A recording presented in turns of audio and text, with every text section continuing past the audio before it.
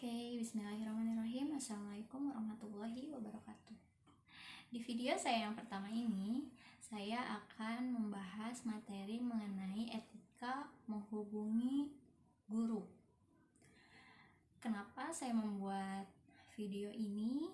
Yang pertama, karena di generasi milenial ini, anak-anak banyak yang mengesampingkan etika. Bukan hanya ketika menghubungi guru, tapi di saat-saat yang lain juga. Tapi ini yang menurut saya paling urgent, paling penting untuk kita bahas, karena bukan hanya untuk menghubungi guru perlu etika, tapi juga menghubungi orang yang lebih dewasa atau menghubungi lembaga, bisa juga menghubungi orang yang belum kita kenal sebelumnya. Kita langsung aja ke pembahasannya. Sebelum kita menghubungi orang yang akan kita chat melalui pesan, itu ada baiknya kita perhatikan aturan-aturan sederhana yang bisa kita perhatikan. Yang pertama, ketika akan menghubungi guru, kalian bisa mengawalinya dengan kata sapaan. Kenapa kata sapaan penting?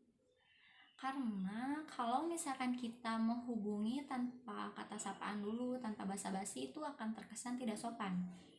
Apalagi jika kita asal-asalan menghubunginya menggunakan huruf P atau tes dan sebagainya. Jadi mungkin nanti akan berpikir keras. Udah mah gak kenal sama orang yang dihubungi itu, terus dengan kata-kata seperti itu, jadi kan kesannya gak sopan. Jadi kata sapaan itu penting.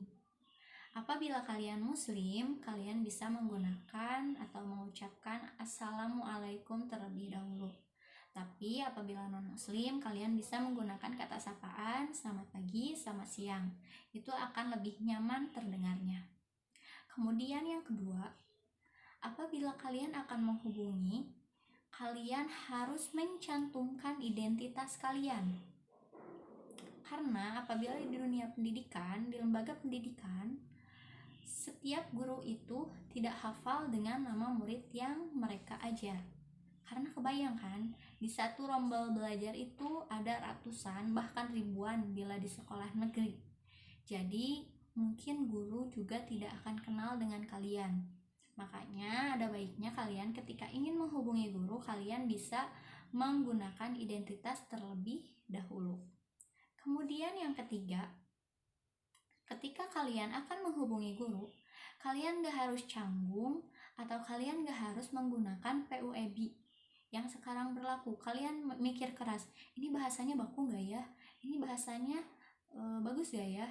Yang penting kata-kata yang kalian gunakan ketika menghubungi guru itu kata-katanya sopan.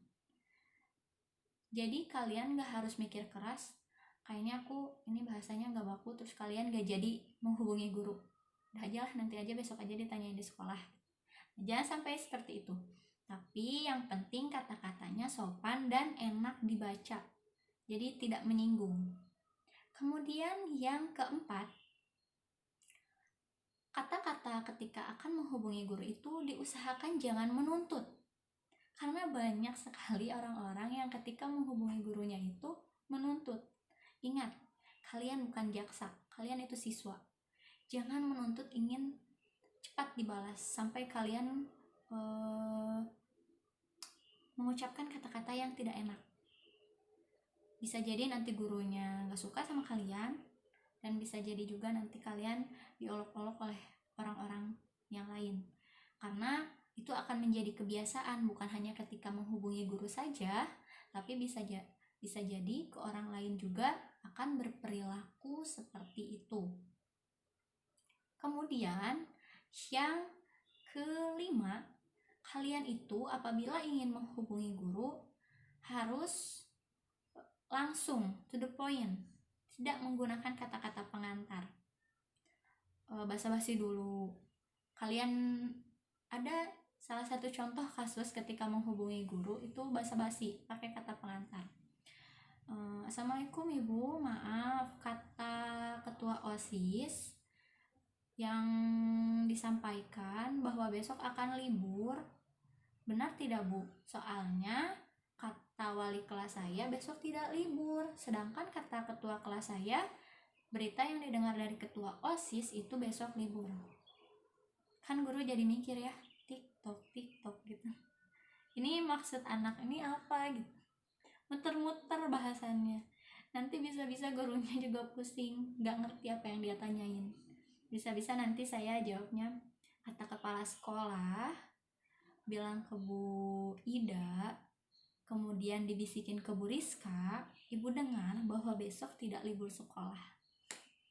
Kalau gurunya unik mungkin akan dijawabnya seperti itu ya. Kemudian yang terakhir, kalau kalian mau menghubungi guru harus benar-benar dijaga.